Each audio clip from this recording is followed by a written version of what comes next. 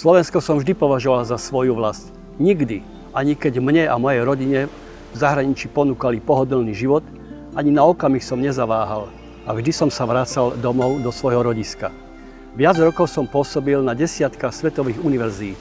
Je mojou povinnosťou získané skúsenosti a kontakty s významnými zahraničnými osobnostiami odovzdávať svoje vlasti a svojmu národu.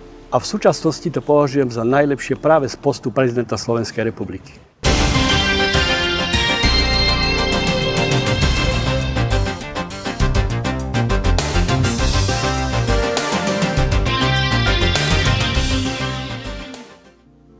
Som človek so sociálnym cítením.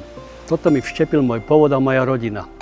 Politické strany, ktoré sa na súčasnom stave podieľajú na vzrastajúcej chudobe a úpadku národa, veľmi nedbajú. Teraz sa musíme všetci správať k svojmu štátu ako k jednej veľkej rodine.